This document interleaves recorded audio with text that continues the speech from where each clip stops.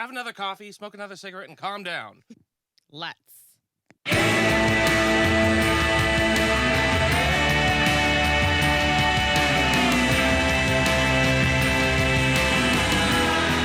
You're killing it. Whoa! Welcome, y'all. Welcome back to WAM. Welcome to WAM.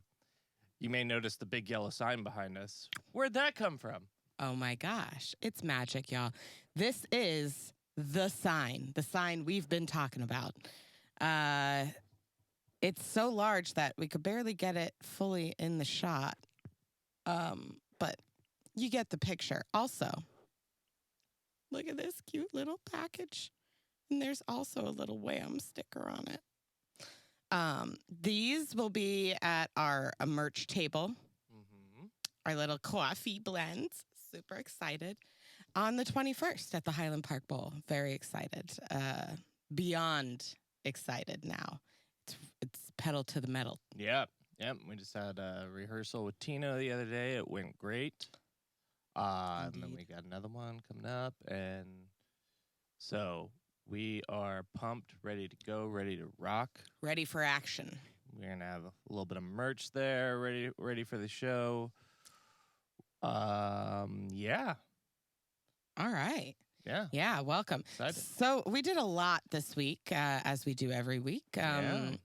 But some new things that we did was, one, we actually relaxed. Ryan had 3 days off, which he's been going hard for like 2 months. Yeah. Straight.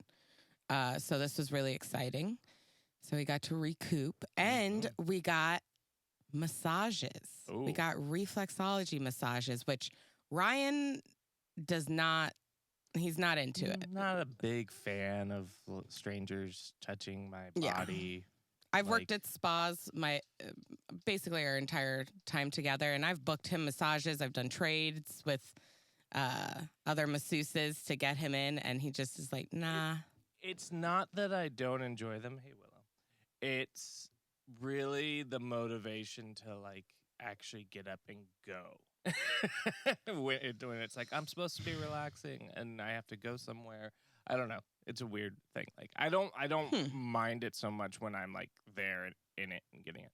Though I have a little trouble like relaxing and like trusting someone to like take care of you, I guess, right? Yeah. It is hard for sure. I definitely feel you on that.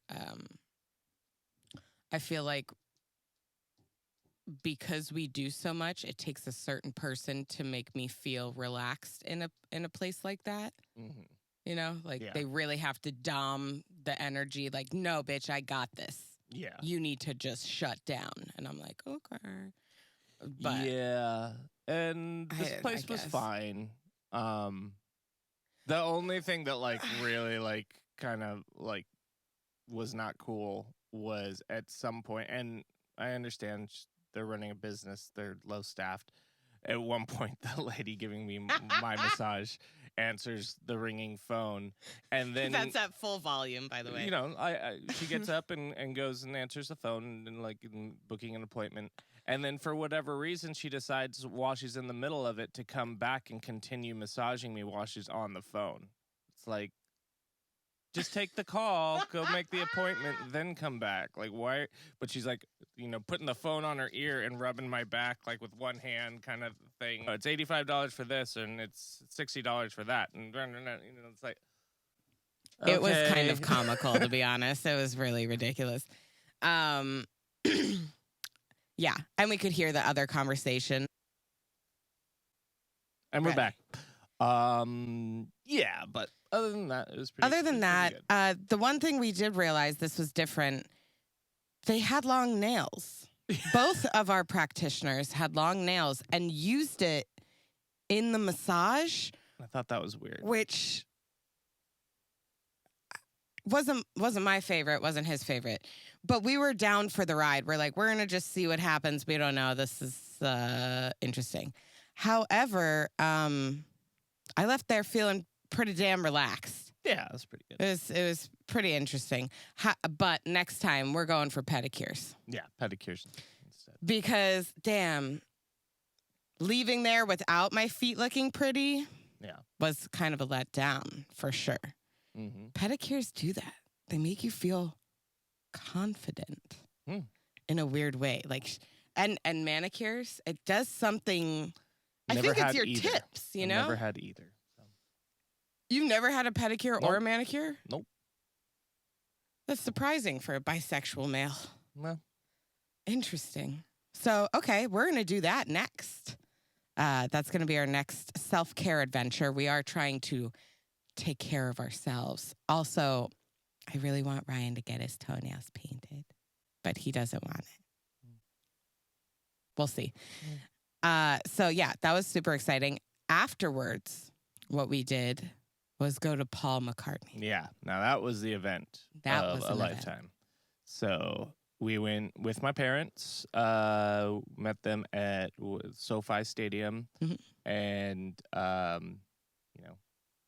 ate some Roma sandwiches in the car and paid way too much for parking, and then went into the huge stadium. Holy shit, what an enormous stadium. Being around that many people post-COVID was pretty interesting. Yeah, and it wasn't like they didn't have any restrictions. They weren't looking for vaccines. Very interesting. They didn't take that you didn't have to show proof of vaccination or anything.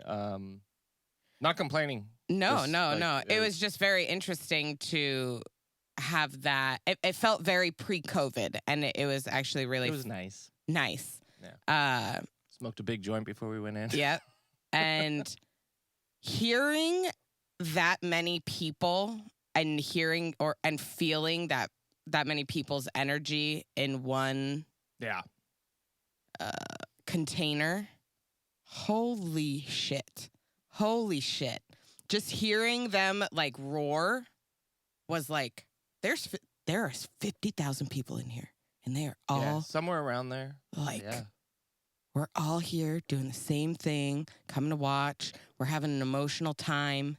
Yeah. It was tripping me out, honestly. It really was. It was really incredible. I mean, we're pretty far away because it's a huge stadium, and the really close seats are way too expensive. But it was still an amazing experience. Like, we got to hear one of the last living Beatles performing, some of the biggest songs from my musical life. Absolutely. Just hearing, he played, all the ones that you want to hear, and then some like deeper cuts that like I wouldn't have thought that he would have played. Stuff like some of the medley sequences from Abbey Road. He did those. That was awesome. Always wanted to hear those live. And I think one of them pointed out that it was like the first tour that they'd ever done those songs live. Yeah. So that was pretty amazing. That was really cool. This man is 78 years old. Of course, he did like Hey Jude and Let It Be and those great songs. Hey Jude was awesome because he gets the whole audience singing along, and just that was incredible for sure. That was amazing. Just everybody, just huge 50,000 people like singing. And can you imagine that as a performer, like being up on stage and having 50,000 people sing along with a song that you wrote? Crazy. I was actively trying to imagine that while I was there, like, of like, okay, what would it feel like to be on a stage and look at this? It'd be overwhelmingly. I don't know. I mean, he's used to it, but obviously he's just like, this is my life. I've trained to deal with masses of crowds. But it is like this, like godlike status. He is though. Like, I don't know. It made me think of like ancient civilizations or something, like going to like the Parthenon or like going to the a gladiatorial event or something, and like the emperor being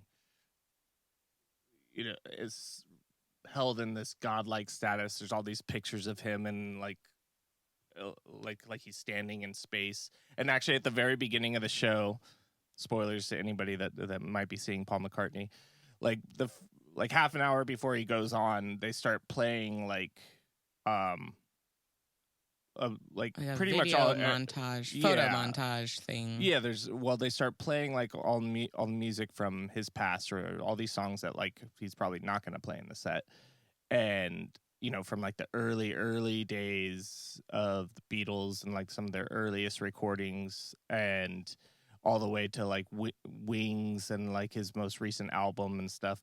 But the video that's being projected like is like this tower that's being built, that keeps on rising over taller and years, taller and taller, like with all these like pictures from his past, like over the years, of course. And the tower just keeps growing and growing, and then eventually it's like in the sky, and then eventually it's in space, and then like at the very top there's like his signature bass guitar that's like with the the violin body like shape and stuff, and it's just, and it's like pa, pa, pa, pa, pa. It's very like he has risen and now has become a god. I don't know.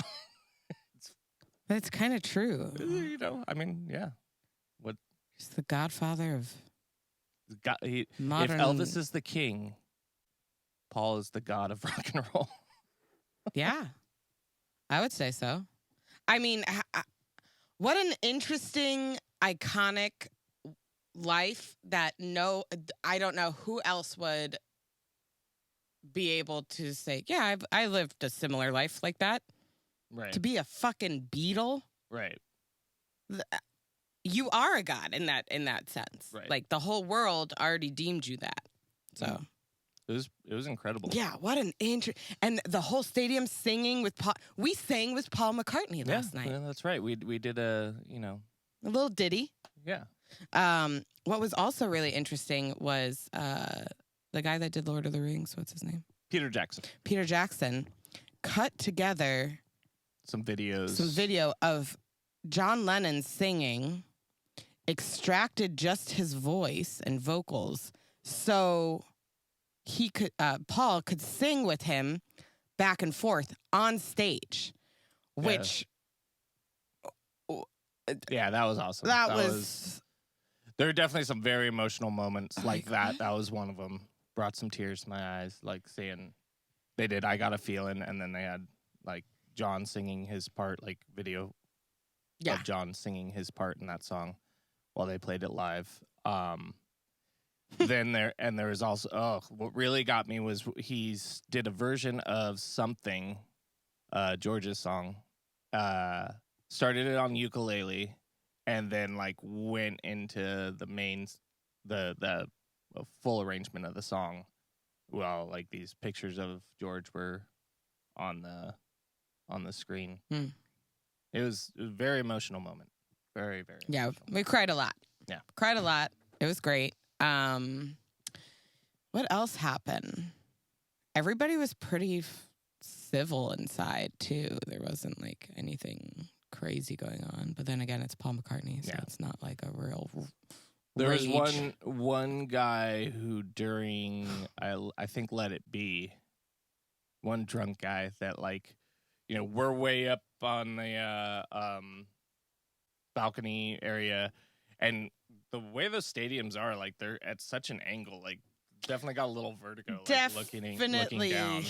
And this drunk guy, like during that song, runs down the stairs to the end of the balcony and is just like leaning over it, over this glass partition that I'm like, and he's just like, yeah, like holding his arms up and singing along and stuff. And it's just like, dude, don't. What are you doing? Yeah, that was uncomfortable. Yeah. However, also something that funny happened was there's this drunk guy behind us standing, and during a song, and it's like an emotional song. I forget which one. A song. It was the song that he wrote about John Lennon. Right. There was a song that he sang just acoustic, and it was a song that he said really was beautiful about John Lennon.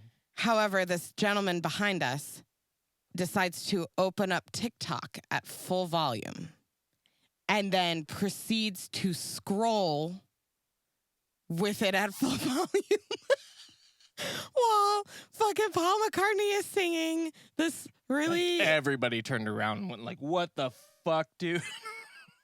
Like, are just like, what are you doing? the audacity of some people. Hysterical. Just real funny.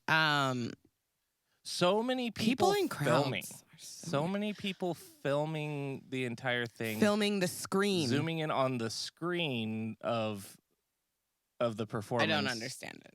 It's like, you're never going to watch that. Well, they're going to post it to Facebook. That's probably the main reason, is like they're looking for some way of getting likes or whatever. Like, oh, I'm going to post this and people are going to, on my YouTube channel or on Facebook or whatever, or on TikTok. The man in front of me literally videotaped the entire thing on his phone. And his wife or girlfriend or whatever at the same time. They were both filming at the same time. It's like, you guys are together. You can't just share that video.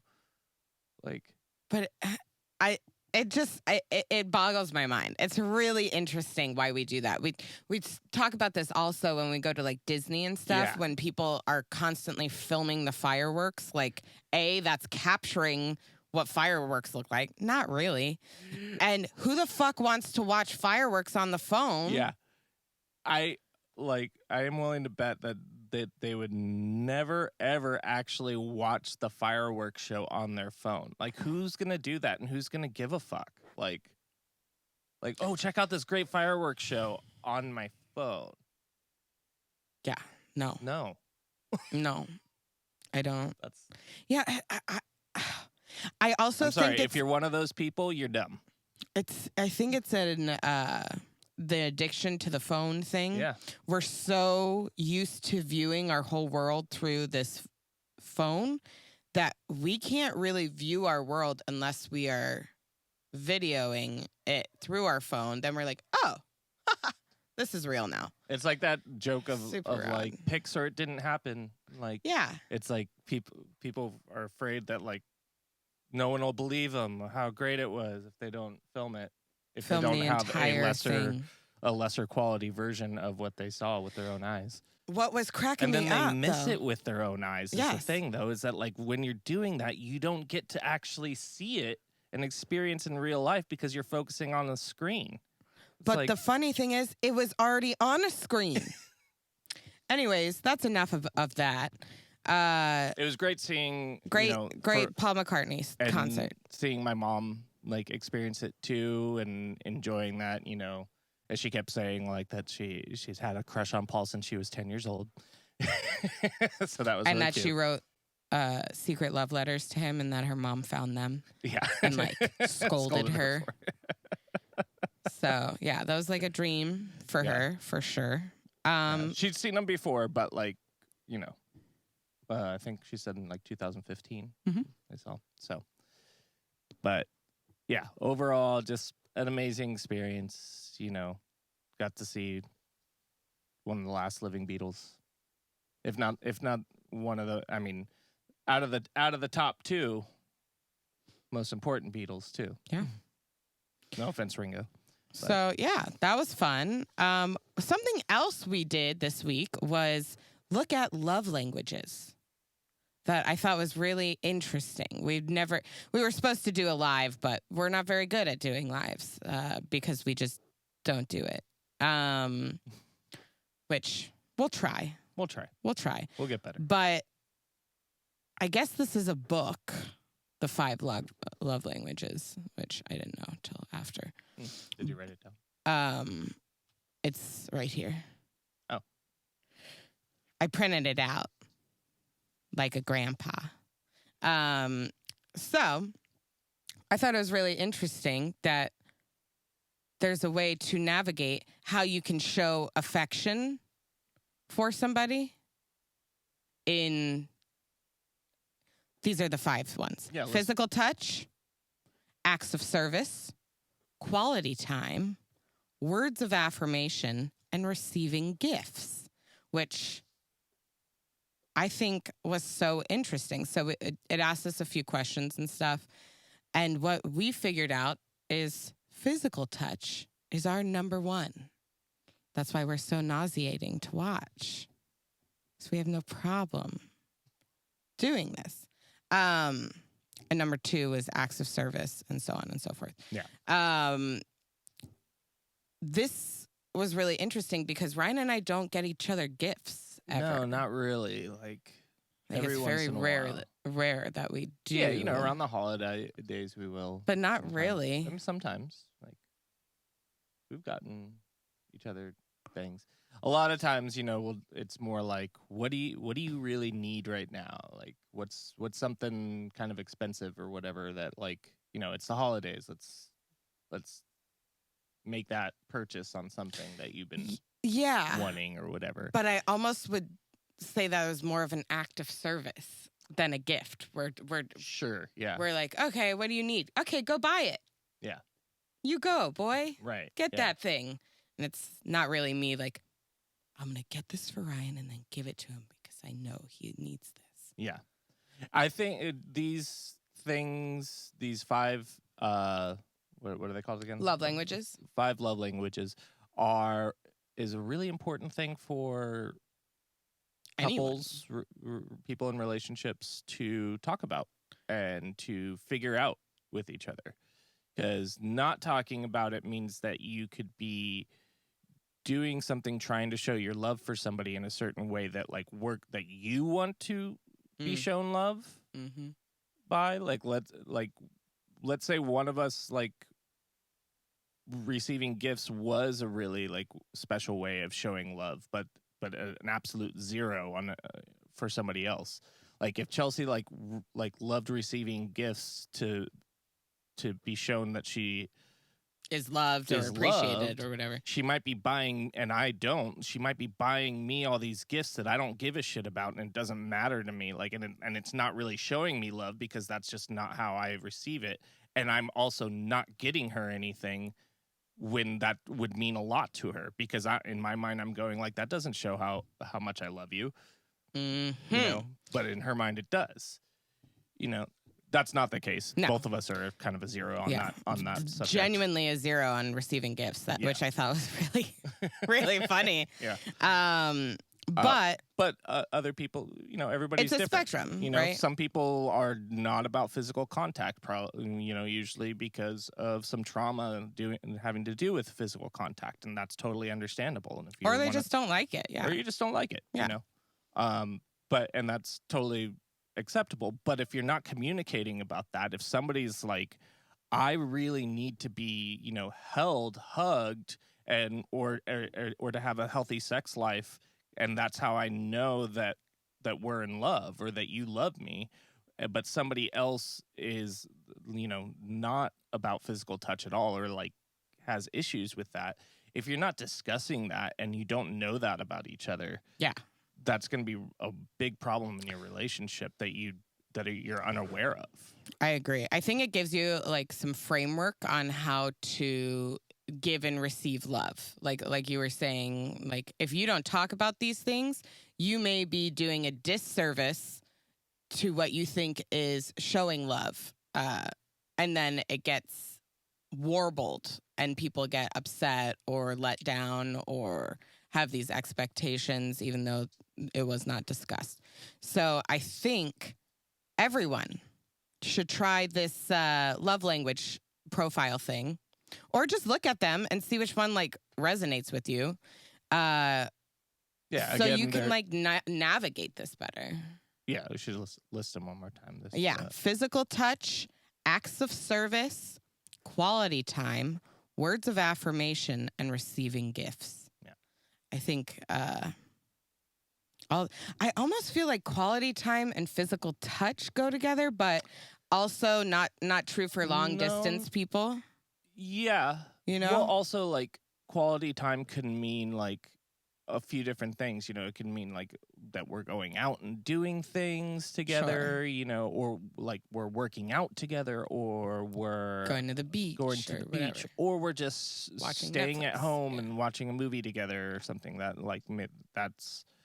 that could mean a lot to somebody and not much to somebody else, But it's important to know that so that well, this means a lot that I sit and watch this movie with my significant other. It means a lot to them. Which I feel like that's come up for us before. Ryan really likes watching movies together because he's a cinephile or whatever. And I didn't understand, like, doing that together is quality time, right? So if I get on my phone and I check out of the movie and I'm just doing my thing, but I'm sitting there, he was like, hey, why aren't you watching the movie with me? Because that's quality time. You're watching something, you could talk about it afterwards or have like the same reactions when something happens, like, oh my God, that was so funny. Sure, yeah. If someone is checked out on their phone doing something else, they're not really there. Yeah. Then there's that moment of like, oh, did you see that? No, you didn't see that because you're not. Right. Not really here. We've been talking about like non-player character moments when you're and how do you say an NPC? A non-player character. NPC, yeah. That when you're on your phone and you're like scrolling, that you're kind of checked out of your body in a way. You're just like in your mind and you're scrolling and you're not really moving about the cabin. You're not doing anything. You're just kind of like powered down, which was so interesting to view that. Well, now we're kind of moving on to a different subject, which we've also... We watched a very interesting documentary. I forget what it was called. Something of Matrix. Yeah, a glitch in the Matrix. A glitch in the Matrix. Like that. That's it. That's it. Yeah. Very interesting documentary. I think it was on Hulu. So check it out. It was basically it's about simulation theory. If you don't know what that is, I mean, simplest way is to describe it is watch the movie The Matrix. You know, that this world is a simulation or a computer simulation that we're in, and none of this is actually real. We are some other beings connected to this world, being conscious of it only by the limitations of the programming. I think it's really interesting. I wouldn't say that I like believe it 100%, but I mean, somebody in the documentary describes it very, very well. That the way that we perceive or describe our bodies or our minds and how we work as beings, the best way to describe it is based around the highest technology that we have at that time. For instance, when aqueducts were like the highest technology, that we would describe our bodies as like these like full of flowing vessels, you know, like our blood vessels that are that have information flowing to different parts of our body. And it's a pretty good way of describing some things that occur in our body. When like electricity like became like the highest form of technology that we had, then we started like talking about like nerve endings and electrical impulses being sent through our body, like communicating. Also a good way of describing those things. And he makes a point of saying that like he was in a college course and the teacher was talking about this, and then she follows all that up with saying, now we know that our brains work like computers. And he butts in and goes, well, because that's the highest technology that we have, right? And she goes, no, they're like computers. Completely missing her own point, apparently. Yeah. But so to describe this world through simulation theory or that it's like a computer, that it's like a video game, a virtual reality video game or something like that. That's because that's the closest representation that we have right now. Like, that is a great metaphor because that's something that we can look at and point to and go, oh, it's like this. It's not that, though. It's not that it's actually a computer. It's just that's the best way that we can describe it right now because that's our highest form of technology. Yes. We're computer-like, but not really. My computer just froze. But I feel like that makes sense. Our software or our soul, and then our hardware, which is our body. Back to what you were saying about like NPCs. So to describe this world in that way is, you know, because that's our highest technology that we have. But so it's interesting to like kind of, sometimes we talk about ourselves as like when we're in those states of not being very conscious of what we're doing, of not being very aware of autopilot. we used to call some it. people call it Yeah. autopilot. Yeah, like now we're like calling that like, oh, I was in NPC mode. Right. Oh, the Yeah. I checked out for Yeah. for a I was bit. just a body on the screen. Yeah. And it feels that way sometimes. I mean, it feels like, oh shit, like how much time just passed? I wasn't really conscious of anything that I was doing, and just in the other matrix, which is your phone. Yeah, right. In another simulation theory. Yeah. Yeah. Super interesting. I think it's important to differentiate that no, we are not in an actual digital program.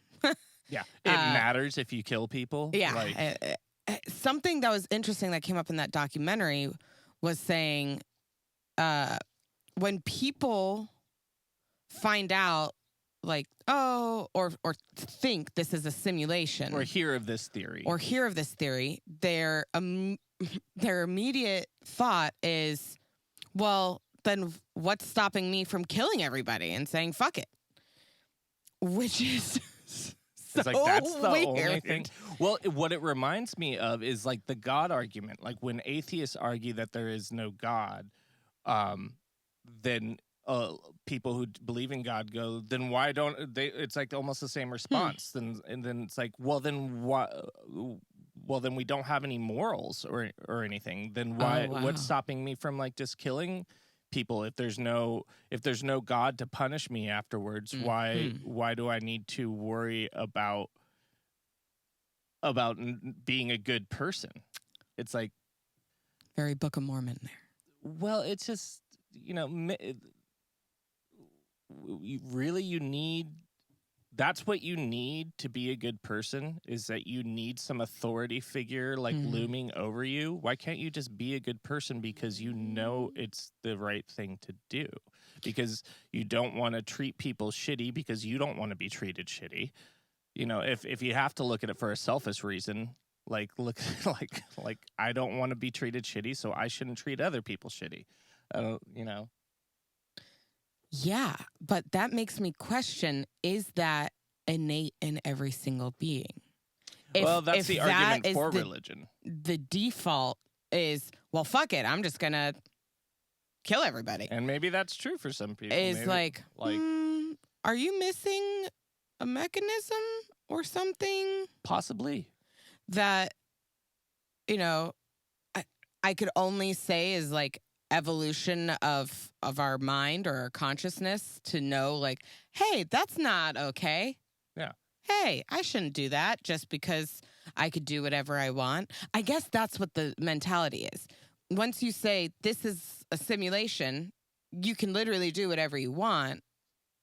Then some people automatically go, oh, well, then I'll do bad things. Yeah. Because they want to do bad things. Interesting thought. Yeah. Interesting thought. It's like, what about all the amazing and good things that you could do if you can do whatever you want, if you have no limitations? Like, I would really like to see a psychology study on that, like the hero versus villain. Like what really makes this happen? Because it's not always like their life experience. Some people that grew up wealthy or with really good parents or a solid education still jump to this villain era. Yeah. And then vice versa. Yeah. There's people that have had shitty lives and have only seen terror that are fighting for the good side. Yeah. So it's just very odd. It's bizarre.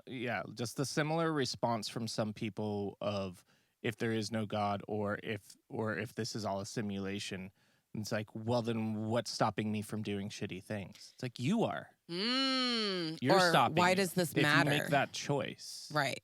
If you make that choice, like, then that's all. Why do you need any more than that? Like, other than just wanting to be a good person? Like, the fear of punishment is the only thing that would stop you from doing something bad or evil. Now that's archaic programming, if I've ever heard it, right? Yeah. Like that's some old ass software that does not compute in this day and age, although it's still doing it. But man, what an interesting time. So yeah, definitely check that documentary out. It was really interesting in my opinion. In the Matrix. Should we get to these questions? Because my first question is, how would you describe your personal style? My personal style? Most of the time, pretty comfortable, and casual. But when I want to, alternative. I'd say casual grunge. Casual grunge is what. Okay. Yeah. Casual grunge, and then not just casual, but grunge. Grunge casual. Yeah, that's how I would describe that. Okay, your question. All right. Favorite moment from the concert last night? My favorite moment from the concert was, I know this is going to sound really funny, but when he was asking the crowd to roar on each side and hearing the force that came out of that on both sides, I was just like, on every so side overwhelmed, almost crying. The second side was trying to up the first side, and then the middle was just witnessing that many people in an orchestra of noise was really cool to me. And the pyrotechnics. I forget which song it was. Oh, that was Live and Let Die. Live and Let Die. They had fucking killed it. Fucking so fireworks on stage. It was crazy. What is your favorite flavor? My favorite flavor would have to be probably Nutella. Hazelnut chocolate. Hazelnut chocolate. Yeah. I for sure thought you were going to say cherry. But Nutella wins. No. Not cherry. Really? Yeah. I mean. Okay. Yeah, wow. I wouldn't say because cherry's not always good. No, I don't like it. Okay, go. Okay. Thing you're most excited about this month? For sure, our show. For sure, our show. I am really, really, really excited for, and my dad's coming. I think so. Awesome. Maybe that. Yeah. Okay. When do you feel the most confident? When do I feel the most confident?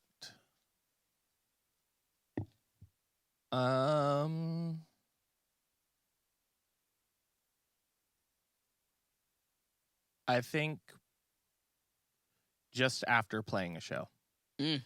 Just after playing live music. I feel that for sure. You're just like, oh, yeah, I love that. Yeah. Good one. Do you have one more? Yep, one more. One more. Let's get it in. Number one big band to open for. That you want us to open for. That I want us to open for Arcade Fire. That was my number one. Yeah. All right, Arcade Fire. Arcade Fire, we're coming for you. Let us open for you and go on tour with you. Well, that's all, folks. Thanks for stopping in on WAM, and we'll see you next week. May 21st at Highland Park Bowl. Saturday, we are playing, and it's our music video premiere. Jay Gray's Multimedia directed. I'm wearing his shirt right now. Whoop. Love you, Jay. Shout out. Shout out to him.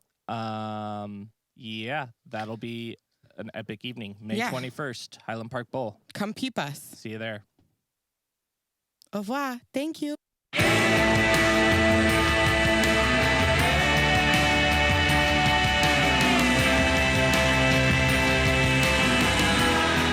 You're killing it.